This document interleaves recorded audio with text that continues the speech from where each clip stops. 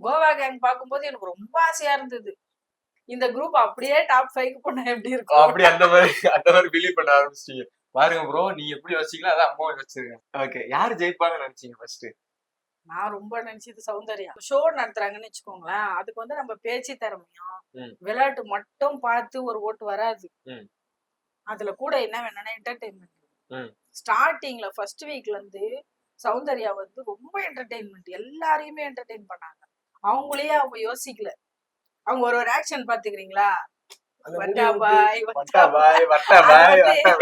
வெளியில பாக்க நம்மள எப்படி எல்லாம் பாப்பாங்க அப்படிலாம் யோசிக்கல. அந்த ஷோ நல்லா போணும். அதுக்கு அவங்க அவ்வளவு என்டர்டெயின் பண்ணாங்க. என்டர்டெய்னர் தானே ஷோக்கு மெயின். அந்த மாதிரி யோசிச்சேன் நான். முத்துக்குமரன் வாங்க கூடாதுன்னு நான் யோசிக்கல. கடைசி வரைக்கும் என்டர்டெயின் பண்ணாங்களே, அப்ப இவங்களுக்கு தான் ஓட்டு அதிகம் வரும் போல.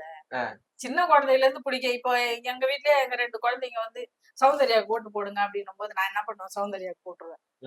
அந்த மாதிரி சின்ன பசங்களுக்கு, வயசானவங்களுக்கு ரொம்ப பிடிச்சிருச்சு சௌந்தர்யாவை. எனக்கு ரொம்ப பிடிக்கும். அப்ப நான் யாருக்கு போடுவேன்னா, அவங்களுக்கு என்னோட நிலைமையில இருந்து பார்த்தேன். அப்ப இந்த மாதிரி எல்லாரும் மாத்தி போட்டிருப்பாங்களா சௌந்தர்யாக்கு அப்படின்னு யோசிச்சேன்.